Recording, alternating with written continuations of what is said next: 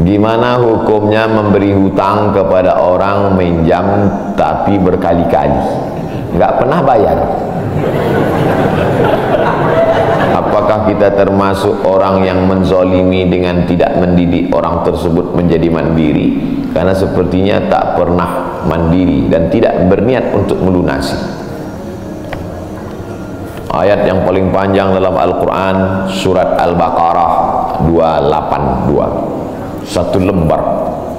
Bukan tentang puasa, bukan tentang sholat, bukan tentang baca Quran, bukan tentang zikir, tapi ayat yang paling panjang tentang bayar hutang. Sholatnya banyak, puasanya banyak, zikirnya banyak, baca Qurannya khatam, tapi kalau bayar utang tak dibayar, di akhirat kau akan cari dia. Oleh sebab itu ada orang mati syahid. Oh, mati syahid. Orang mati syahid nggak merasakan sakratul maut. Orang mati syahid nggak merasakan azab kubur. Orang mati syahid tidak merasakan hisab. Orang mati syahid langsung masuk surga. Ilat dain, kecuali hutang. Makanya kalau ada orang menagih hutang, itu dia bukan pelit, dia sedang menyelamatkan saudaranya dari makan haram. Makanya datang ke rumah dia. Habis pengajian nih langsung datang. Assalamualaikum, waalaikumsalam. Kau mau menagih ya? Aku bukan mau menagih, tapi menyelamatkanmu, anak cucumu, istrimu, tetanggamu dari makan haram. Ya ayyuhalladzina amanu, hai orang-orang yang beriman, hai orang yang percaya bahwa setelah mati dia akan hidup lagi menghadap Allah. Idza tadayantum bidainin, kalau kau menjalin transaksi hutang piutang, ila ajalim musamma, sampai ke batas waktu tertentu, faktubuh, tulis, saya pinjam kepada kamu 500.000, akan saya bayar pada bulan Mei. Tahunnya jelas. Banyak juga bulan Mei, maybe yes, maybe no. Bulan berapa? Bulan Mei tahun 2020. Oke. Sekarang bulan Maret. April 1 Mei 2020 datang tagih. Kapan kau bayar? Mohon maaf, aku nggak bisa, istriku baru meninggal, anakku pun sakit. Itu jangan kau cerita panjang lebar, tak tahan air mataku mau menetes. Kalau dia dalam kesulitan, fanaziratun ila maisarah, tunggu sampai dia lapang. Maisarah artinya lapang, tunggu sampai dia lapang. Setelah dia lapang, datang lagi bulan Juni. Kapan kau bayar? Aku belum bisa. Nampaknya lebih banyak ongkos minyak aku daripada uang yang kutagih. Yang paling bagus, wa anta saddaqu khairul lakum, kau sedekahkan itu lebih baik. Karena aku pun makin datang makin kumat darah tinggiku, kolesterolku pun makin naik. Jadi untuk yang 500.000 itu ku sedekahkan aja, ambil. Tapi yang menghafal ayat ini yang ngasih pinjaman, bukan yang minjam. Sekarang banyak salah hafal, yang minjam pula yang hafal. Begitu kita tagih, kapan kau bayar? Wa anta saddaqu khairul lakum, kau sedekahkan itu lebih baik. Itu ayat aku, ayat kau 8282. Banyak sekarang orang salah hafal ayat. Jadi dalam Islam hutang piutang adalah ajaran tolong menolong, tertulis dalam Quran, namanya fikih muamalah. Ada fikih ibadah, sholat, zakat, puasa. Ada fikih jihad, jihad fisabilillah. Ada namanya fikih muamalat. Hutang piutang, gadai menggadai, pinjam meminjam, murabahah, mudharabah, bagi hasil. Maka hutang piutang ini cara tolong menolong, jangan sampai dihilangkan. Tapi kalau tidak mendidik, maka Islam bukan agama yang memanjakan orang. Ada anak yang kurang ajar kepada orang tuanya. Bagaimana caranya berbakti kepada orang tua yang telah wafat? Apakah anak ini masih dapat ampunan Allah Subhanahu wa ta'ala? Datanglah seorang bapak mengadu kepada Umar bin Khattab. Assalamualaikum Khalifah Amirul Mukminin Umar bin Khattab. Waalaikumsalam. Ini anak saya kurang ajar, tolong dihajar dulu. Kata Umar bin Khattab orangnya bijaksana, dia tidak mau main pukul. Dia tanya dulu, kenapa kau kurang ajar pada bapakmu? Hai Umar bin Khattab, kata anaknya, iya. Apakah seorang anak itu punya hak terhadap bapaknya? Iya. Apa hak anak? Mencarikan ibunya yang solihah, memberikan nama yang baik, memberikan makanan yang halal. Itu hak anak. Kata anaknya, ibuku tidak baik, makanku tidak halal, namaku pun tak baik. Apa kata Nabi kepada bapaknya? Apa kata Umar kepada bapaknya? Laqad aqaqtahu qabla an ya'aqqa alaik. Sebelum anakmu durhaka kepadamu, kau sudah durhaka duluan kepada anakmu. Jadi kalau begitu, ada anak durhaka, ada bapak Ini jangan sampai anak bapak tahu. Nanti dia pulang, anak durhaka kok. Dia senyum, kau bapak durhaka. Ibunya tak baik, namanya tak baik, makannya tak baik. Kasih dia nama yang baik, kasih dia makan yang halal. Kadang-kadang kenapa otaknya tak lurus? Karena makannya tak halal. Dikasih dia makan riswah, makan sogok, makan haram. Kenapa kau kasih makan haram? Gimana lah Pak Ustadz, yang haramnya aja pun payah. Astagfirullah. Allah sediakan alam semesta begitu banyak yang halal. Kenapa kau kasih dia makan haram? Jangan pernah kasih anak makan haram. Pesan kakek saya, datuk saya, kalau bahasa kampungnya grandfather. Cucuku 40 orang, yang satu ini jangan sekolah umum. Maksudnya saya tak dikasih sekolah umum, maka saya tak pernah sekolah umum. Sekolah ibtidaiyah, sanawiyah, aliyah, al-azhar, Maroko, Sudan. Tak pernah sekolah umum. Cucuku yang ini jangan sekolah umum, jangan kasih makan haram, nanti otaknya gelap. Cucuku yang ini jangan kalian kasih makan haram, nanti otaknya gelap. Pesan itu disampaikan almarhumah mak saya ke saya. Kau pun nanti anak kau jangan kau kasih makan haram, nanti otaknya gelap. Kalau sudah otak gelap, tak bisa membedakan mana tiang, mana orang, sifatnya kepala kita. Nah, jangan sampai anak kita durhaka gara-gara kita bapak yang durhaka. Kalau anak sudah durhaka, meninggal orang tuanya, setelah itu dia bertobat, bagaimana cara minta ampunnya? Maka dia bersedekah. Mana dalilnya? Seorang sahabat datang menjumpai Nabi. Ummi matat, ibu saya sudah meninggal. Apa atasaddaqu anha? Kalau saya bersedekah, apakah pahalanya sampai kepada almarhumah ibu saya? Kata Nabi, tasaddaq, bersedekahlah, sedekahmu sampai. Maka wahai anak-anak durhaka yang sudah mati ibu dan bapakmu, maka datang kau habis pengajian ini langsung ke tempat anak yatim, panti jompo, sekolah-sekolah, pondok pesantren. Tanya Pak Kiai, Pak Kiai, apa yang kurang di pesantren ini? WC. Karena pesantren santrinya 1000, WC-nya 2. Bayangkan panjang antriannya. Berapa yang keluar dalam celana? Saya bangunkan WC, pahalanya mengalir untuk almarhumah, maka pagi, petang, siang, malam mengalir pahalanya. Sedekah. Ayu sedekatu afdal? Apa sedekah yang paling afdal? Sakyul ma', memberi air minum. Sedekah yang paling afdal, kasih air minum. Saya ceramah di Banjarmasin, di depan rumah seorang pejabat. Itu ada kulkas tapi nggak sampai beku, freezer. Setiap dipencet keluar air dingin. Gelasnya dikasih pakai rantai besi, takut dilarikan tukang ambil aluminium.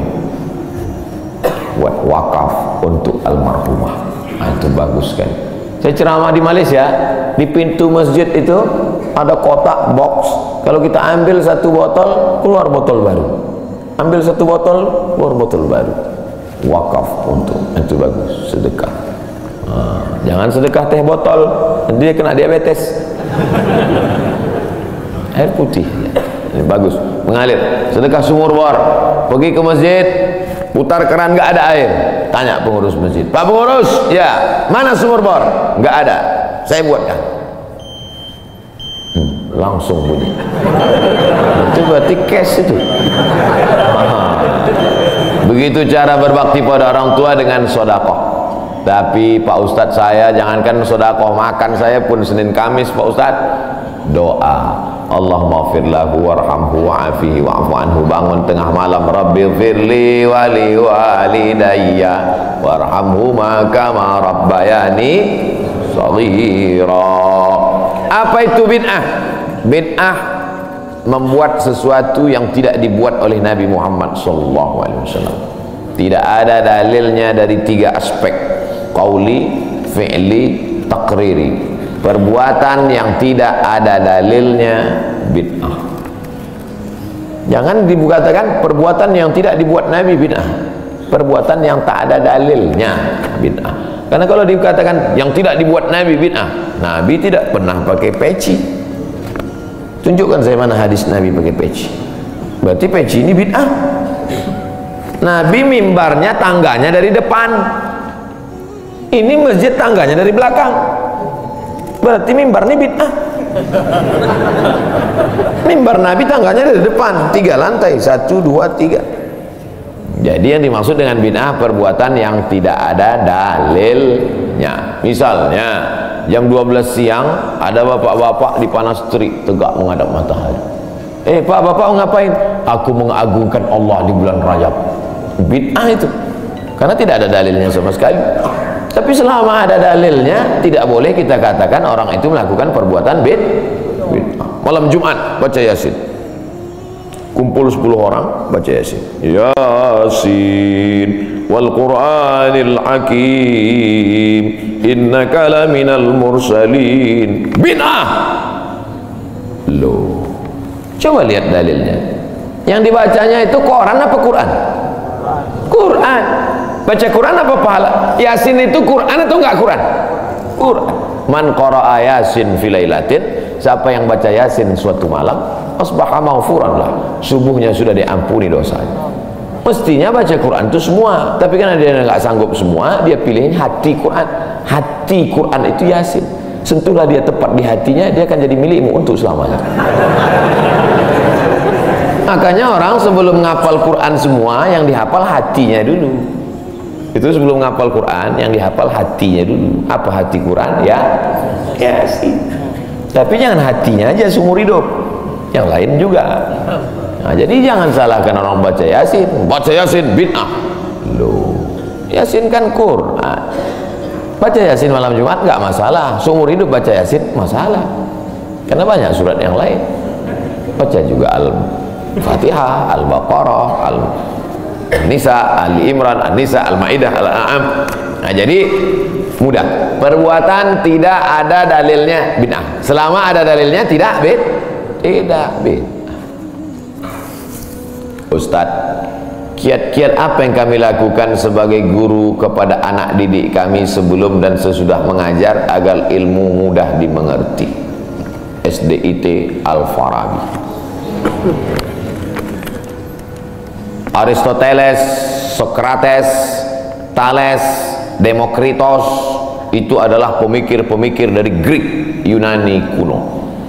Pada masa abad kedua datang seorang khalifah bernama Abu Ja'far Al-Mansur. Semua buku-buku dari Yunani diterjemahkan. Nama lembaganya Dar Al-Hikmah, Dar Rumah Hikmah Ilmu Pengetahuan. Dibuatlah Dar Al-Hikmah, Rumah Ilmu Pengetahuan. Diterjemahkanlah dari bahasa Yunani ke dalam bahasa Arab. Akhirnya orang Islam pun jadi dokter, Avicenna, karena orang Barat payah menyebut Ibnu Sina. Averroes, Ibnu Rus. Tapi ada seorang yang bergelar the second teacher. First teacher Aristoteles, second teacher Al-Farabi. Ternyata Al-Farabi ini bukan dari Arab, tapi dari Pomalaa. SDIT Al-Farabi. Ini supaya wali murid tahu, anak ibu di mana? SDIT Al-Farabi. Al-Farabi itu artinya apa? Ya SDIT. Al-Farabi itu di barat dia diberi gelar the second teacher. Guru pertama Aristoteles, guru kedua adalah Al-Farabi, saking cerdasnya. Artinya apa? Dia tidak hanya diakui dalam Islam, tapi juga di luar Islam. Kenapa dikasih nama Al-Farabi? Karena ingin anak-anak kita dalam kepalanya tidak hanya fisika, biologi, kimia, matematika, bahasa Inggris, tapi juga dalam kepalanya ada Quran, hadis, fikih, akidah, akhlak, dan bahasa Arab. Sehingga nanti dia akan menjadi ekonom, tapi ekonom yang beriman. Dia akan menjadi filosof yang bertakwa. Inilah cita-cita alumni Al-Farabi, insyaallah. Amin ya rabbal alamin. Nah, yang pertama kali menjadi guru itu adalah ikhlas. Karena kalau gurunya ikhlas, cakapnya masuk ke hati. Kalau dari mulut ke mulut juga masuknya, tapi kalau dari hati ke hati juga masuknya. Kira-kira yang saya sampaikan tadi, saya mulai tadi jam 5.15, sekarang jam 6.05, dan 50 menit saya bicara. Masuk tak ke hati Bapak Ibu? Kalau tak masuk ke hati Bapak Ibu, berarti yang ceramah itu enggak dari hati. Dari mulut ke mulut juga masuk. Jangan sampai ke mulut pun tak masuk. Nauzubillah. Yang pertama kali tulus ikhlas. Karena perbuatan yang paling tinggi amalnya adalah menjadi guru. Makanya saya lebih memilih menjadi guru. Saya sampai sekarang menjadi guru. Cuman saya tidak punya kelas. Dulu sempat jadi dosen, habis itu keluar. Kelas saya sekarang masjid, lapangan sepak bola, sama stadion, sama gedung olahraga, sport center Antam. Saya mengajar tidak lagi terbatas oleh dinding kelas. Semua tempat menjadi tempat mengajar. Guru yang pertama harus ikhlas. Yang kedua, tingkah laku perbuatannya. Guru digugu dan ditiru. Guru itu dari mulai cara minumnya aja diikut orang. Guru minumnya tangan kiri. Yang minum tangan kiri itu setan. Berarti kalau ada guru minum pakai tangan kiri, berarti guru setan. Hati-hati jadi guru. Oleh sebab itu maka guru ini luar biasa. Guru ini luar biasa Bapak Ibu. Perbuatan yang tidak putus setelah mati guru. PNS setelah mati putus. Yang kan mati, pensiun aja putus. Apalagi mati. Tapi guru. Saya dulu punya dosen, kata dia saya ini lulus hakim. Tapi kemudian saya tinggalkan hakim, saya pilih jadi guru. Kenapa gitu Pak dosen? Karena kalau saya jadi hakim, 1 tahun ada 10 perkara, 10 senang kepada saya, 10 benci. Yang menang senang, yang kalah benci. Tapi menjadi guru, tidak akan ada murid saya yang benci kepada saya. Betul. Guru SD saya, berapa kali kepala saya diantukkannya ke tiang. Asal pelajaran saya nggak dapat, diantuk. Begitu reuni, saya cium tangannya. Saya nggak sakit hati, ingat aja dikit. Datang saya belikan hadiah, saya cium tangannya, meleleh air mata saya. Betul, menjadi guru itu adalah nikmat. Maka saya pilih jadi guru. Guru nggak ada pensiunnya. Saya sampai mati saya tetap menjadi guru. Oleh sebab itu maka guru ini luar biasa. Guru pahlawan tanpa tanda jasa. Oleh sebab itu menjadi guru. Oh, tapi jangan gara-gara ini semua pegawai Antam keluar mau jadi guru. Memang ibu bukan guru, tapi ibu menjadi guru bagi anak-anak ibu. Bapak jadi guru bagi keluarga bapak. Itu kita sudah menjadi guru insya Allah. Emak saya perempuan yang biasa, dia bukan guru, dia bukan PNS, dia bukan kepala sekolah, tapi dia menjadi guru bagi kami anak-anak. Kalau kami pulang bawa main-mainan, dia tanya, mainan ini dapat dari mana?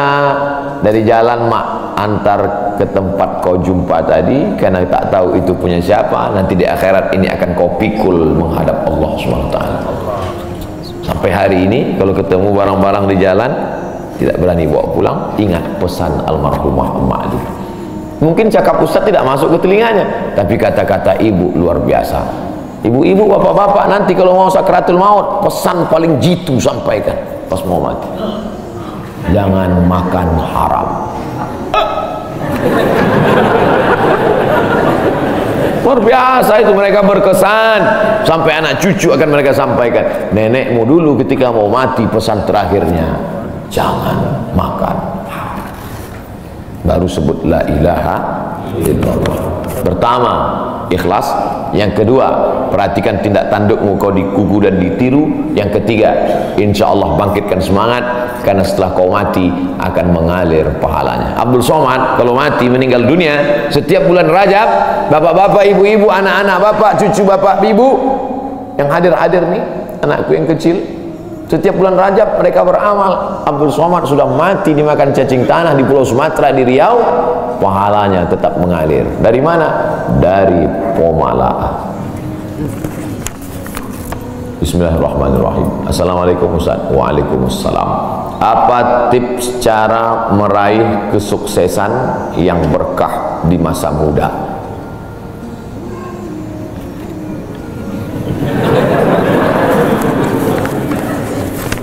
Saya tidak pernah bercita-cita menjadi apapun. Cita-cita saya dulu cuma satu, bagaimana membahagiakan orang tua. Itu saja. Ya Allah, aku sekolah, tak tahu dulu pulang mau jadi apa, yang penting bisa membahagiakan orang tua. Itu saja. Jadi setelah itu sampai, ya sudah, bisa menyenangkan hati orang tua, bisa, itu saja. Maka selalu saya sampaikan di kampus-kampus kepada mahasiswa, kalian kalau belum bisa membahagiakan orang tua, jangan menyusahkan orang tua. Ini kadang baru ngelihat namanya aja di HP dah kumat darah tinggi emaknya. Kalau belum bisa membahagiakan dia, jangan menyusahkan dia. Maka saya di Mesir 4 tahun tak pernah saya minta duit. Tiba-tiba udah sampai ke Mekah. Mak, aku udah di Mekah. Dari mana kau dapat ongkos? Ada tabunganku sikit-sikit. Pergi ke Makkah, kerja, pulang, bayar hutang. Jangan pernah menyusahkan orang tua. Oleh sebab itu cita-citanya yang pertama mencari ridha Allah. Ridha Allah fi ridhal walidain wa sukhutullah fi sukhutil walidain.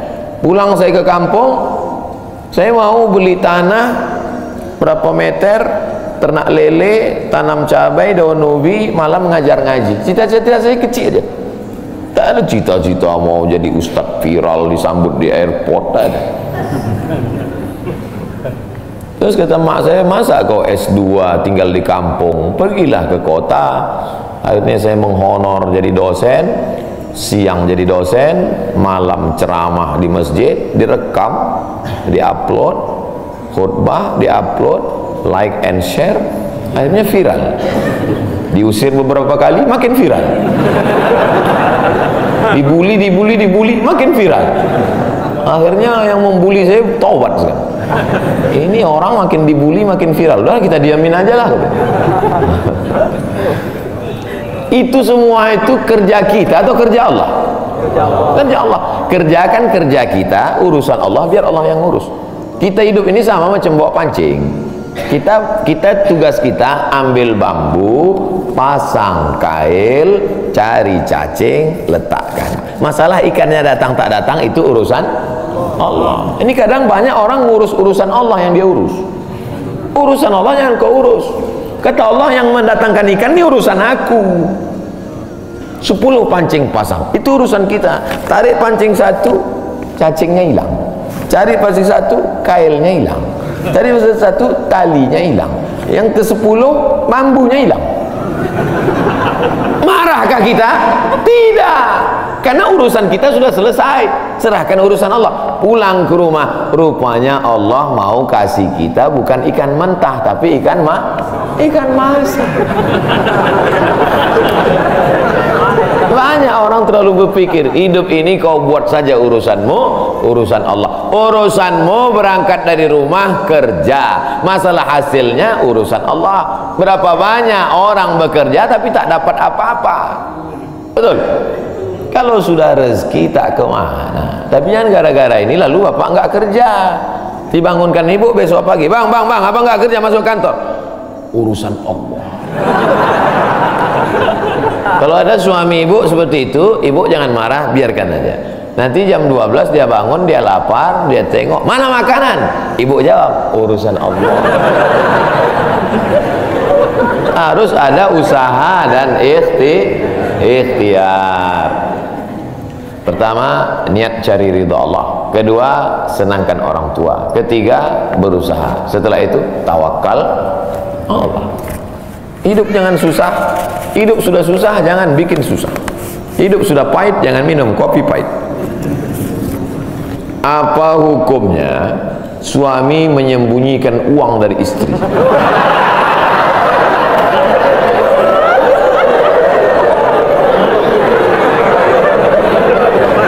Bang, kata istrinya, bang, ini duit apa bang? Duit sial. Oh, duit sial, udah kusembunyikan, kau dapat juga.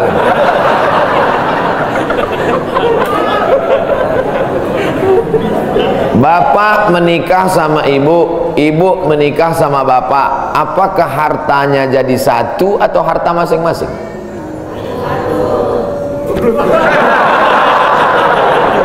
Mereka mau hartanya jadi satu dan bapak ketakutan. Itu yang saya baca. Sekarang kita baca ayatnya. Walakum nisfu ma taraka azwajukum illam yakul lahunna walad. Kalau istrimu meninggal, kau dapat 50% hartanya kalau tidak ada anak.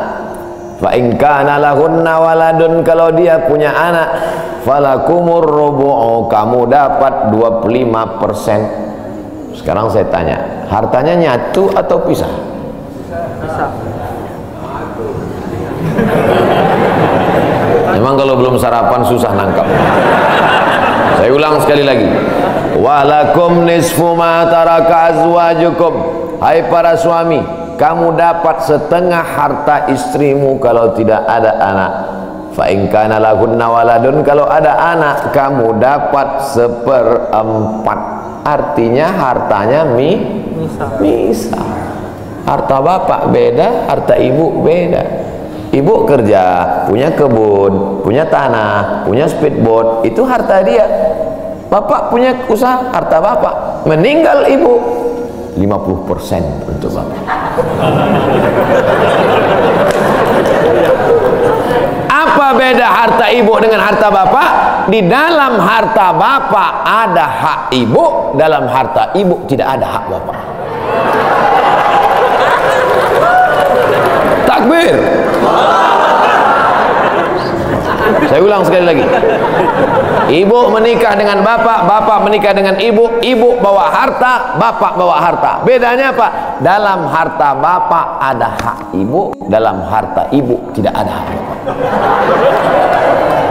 Kenapa dalam harta bapak ada hak ibu? Karena bapak wajib memberi nafkah. Kewajiban bapak 5. Pertama, kasih makan. Kedua, kasih pakaian.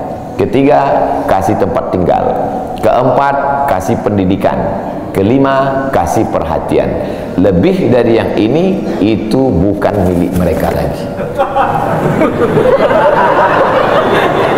Jelas? Ini ada sekarang suami setelah menikah, pas dilihat surat apa semua, tak ada punya dia. Semua atas nama istrinya. Ini orang kalau meninggal ini tidak kena azab kubur, karena di dunia sudah terlalu azab dengan istrinya. Dari yang saya sampaikan ini jelas tentang pembagian batasan-batasan harta. Jelas? Jelas. Jadi tidak serta-merta setelah menikah, jangan mau anak perempuan kita ditipu laki-laki. Istriku, mana surat mobilmu, mana surat tanahmu, tadi kita sudah akad nikah, semua hartamu milikku, surgamu di bawah tapak kakiku. Oh, tidak begitu. Makanya laki-laki harus ngerti, perempuan juga harus paham. Kalau tidak, sedang main bola aja ada aturannya, statuta. Kalau tidak akan hancur. Tapi insya Allah jelas itu. Pak Ustadz minta tolong doakan ibu saya, sudah lama sakit. Nanti kita doakan di akhir majelis. Bukan cuma ibu bapak, ibu-ibu semua kita doakan. Bagaimana niatnya doanya? Bagaimana niatnya doanya? Mandi taubat. Nawaitu, aku berniat ghuslat taubat, mandi taubat. Saya nggak bisa bahasa Arab Pak Ustadz, bahasa Indonesia, bahasa Makassar, bahasa Jawa, bahasa Batak, bahasa Mandailing, bahasa Aceh. Saya niat mandi taubat karena Allah Ta'ala. Bagaimana cara mandinya Pak Ustadz? Seperti mandi wajib, basah dari ujung rambut sampai ke ujung kaki. Di mana mandinya Pak Ustadz? Di laut bisa.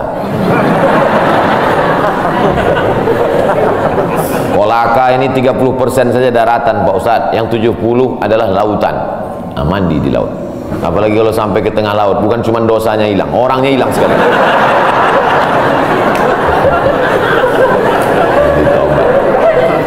Setelah mandi taubat, solat sunat taubat, usolli sunnatat taubat raka'ataini lillahi ta'ala. Ayatnya bebas. Ayat apa yang paling panjang? Hafal kau amma yatasaalun? Tidak. Wadduha? Tidak. Kulhu? Hafal, baca kulhu. Di sujud terakhir banyak berdoa. Berapa kali solat sunat taubat sehari? Sebanyak-banyaknya. Kami dulu dipesankan guru kami, pagi sholat sunat taubat, siang sholat sunat taubat, petang sholat sunat taubat, sebanyak-banyaknya sholat sunat taubat, sholat sunat taubat, sholat sunat taubat, sholat sunat taubat. Usolli sunnatat taubat raka'ataini lillahi ta'ala. Ma min muslimin yudhnibu dzamban, ada orang yang silap salah berbuat dosa, summa yatatahhar, bersuci, berwudu, mandi taubat, summa yusolli raka'ataini, sholat sunat 2 rakaat, summa yastaghfirullah, minta ampun kepada Allah, illa ghafarallahu lah, Allah mengampunkan dosa-dosanya. Bulan Rajab banyak-banyak taubat, bulan Sya'ban tingkatkan ke taubat, masuk ke dalam bulan Ramadan insyaallah mendapatkan Lailatul Qadri khairum min alfi syahr. Semoga Ustaz senantiasa diberikan Allah kesehatan, amin. Saya dari Medan. Ada juga orang kampung saya di sini. Bagaimana cara bakti seorang anak, cara membahagiakan orang tua berjarak jauh dengan kita, sedangkan bertemu dekat bersama orang tua mungkin hanya 1 tahun sekali, Idul Fitri saja, karena harus bekerja di PT Antam Tbk Sulawesi Tenggara. Ada sesuatu yang tak bisa kita bayar dengan uang, tak bisa dibayar dengan uang. Yang bisa merasakan ini orang yang orang tuanya sudah meninggal, yang masih hidup tak bisa. Lam ya'rif man lam yadhuq, yang tak pernah merasakannya tak bisa menceritakannya, karena tak bisa dirasakan. Setelah orang tua itu tak ada, barulah kita rasa dunia ini hampa, tak ada gunanya. Duit itu tak ada gunanya, mobil itu tak ada gunanya, rumah itu tak ada gunanya, apapun tak ada gunanya. Waktu dapat saya gelar doktor dari Sudan, pulang saya ke rumah tak ada guna, tak bisa lagi diceritakan. Dulu apapun yang dapat diceritakan, mak aku dapat sorban dari mak, aku dapat peci. Setelah pulang tadi, pulang dari Brunei dapat gelar visiting profesor di Universitas Islam Sultan Syarif Ali, tak ada gunanya, hampa. Paling-paling ditulis di baleho aja, profesor, doktor, untuk menunjukkan bahwa kita bukan ustaz kaleng-kaleng. Nanti setelah dia tidak ada, barulah kau cari mana kain yang pernah dia pakai dulu, mana sajadah yang dulu dia pakai waktu sholat, di mana dia dulu sering duduk.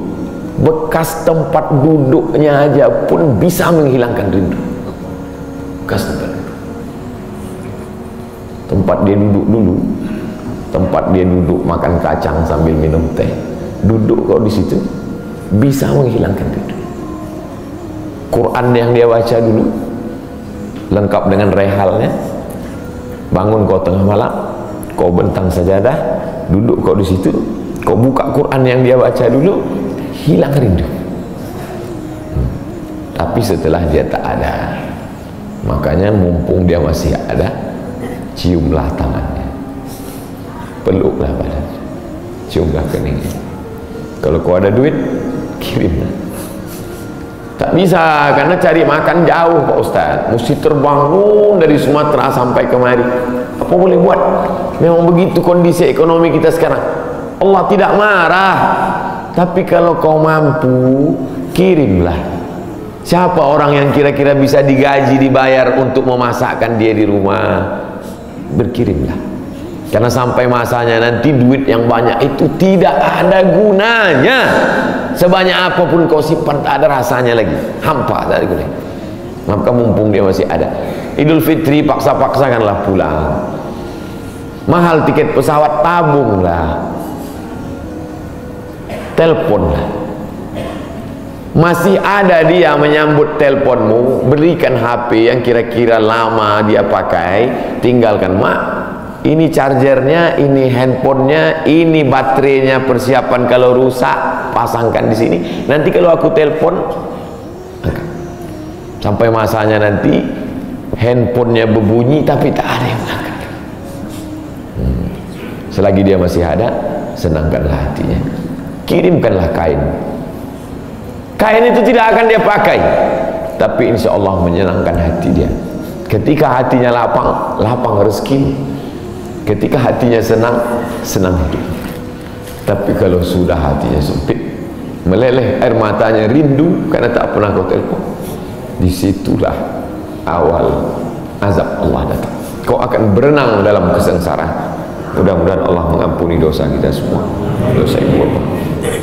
Ala hazihi niyah al-fatihah. A'udzubillahi minasyaitonir rajim. Bismillah. Alhamdulillah rabbil alamin. Ar-Rahmanir Rahim. Maliki yaumiddin. Iyyaka na'budu wa iyyaka nasta'in. Ihdinas siratal mustaqim. Shiratal ladzina an'amta 'alaihim ghairil maghdubi 'alaihim waladdallin. Amin. Rabbana ighfir lana dzunubana, ampunkan dosa kami ya Allah. Wa li abaina, ayah kami ya Allah. Melepuh kulitnya untuk menyekolahkan kami, tak dapat kami balas budi baiknya ya Allah. Wali ummahatina, ummah kami, 9 bulan 10 hari kami dikandungnya, 2 tahun kami disusukannya, mengalir darahnya dalam badan kami, tak dapat kami balas, tak dapat kami balas kebaikannya. Sekali teriakannya saat mengeluarkan kami ke alam yang fana ini, tak dapat kami balas kebaikannya ya Allah. Kalau dia masih hidup, sahih jasadaha, sehatkan badannya, qawi imanaha, kuatkan imannya, ar-rahmazuk hal istiqamata, berikan dia istiqamah dalam iman dan Islam. Kalau dia sudah meninggal dunia, lapangkan kuburnya ya Allah. Nawwir qabraha, terangkan makamnya ya Allah. Allahumma ja'al qabraha radatan min riyadil jinan, jadikan kuburnya salah satu dari taman-taman surga. La taj'al qabraha hufratan min hufarin niran, jangan jadikan kuburnya salah satu dari lubang neraka ya Allah. Allahumma ja'al abana'ana barina liwalidiha, jadikan anak-anak kami anak-anak yang berbakti kepada orang tua. Allahumma hafazhum min kulli su' wa syarr, jaga anak-anak kami dari segala perbuatan maksiat dan dosa ya Allah. Rabbana zalamna anfusana, kami sudah banyak buat silap salah dan dosa. Wa illam taghfir lana, kalau kau tidak mengampuni dosa kami, wa tarhamna, kalau kau tidak merahmati kami, lanakunanna minal khasirin, sudah lama kami jadi orang-orang yang rugi. Allahumma ja'alna minat tawabin, jadikan kami orang yang bertaubat di bulan mulia ini ya Allah. Wa ja'alna minal mutatahhirin, jadikan kami orang yang mensucikan hati. Wa ja'alna min ibadikas salihin, jadikan kami hamba-hambamu yang salih. Allahumma ja'al akhira kalamina inda intihai ajalina, kalau ajal kami sampai, malaikat maut tiba mencabut nyawa kami, jadikanlah yang terakhir keluar dari mulut kami la ilaha illallah Muhammadur Rasulullah SAW, kalimatu haqqin alaiha nahya, dengan itu kami hidup, wa alaiha namutu, dengan itu kami mati, wa biha nub'atsu, dengan itu kami nanti akan dibangkitkan di padang mahsyar. Rabbana atina fid dunya hasanah wa fil akhirati hasanah wa qina adzabannar. Wa sallallahu ala sayyidina wa maulana Muhammad wa ala alihi wa sahbihi wa sallam, walhamdulillahi rabbil alamin.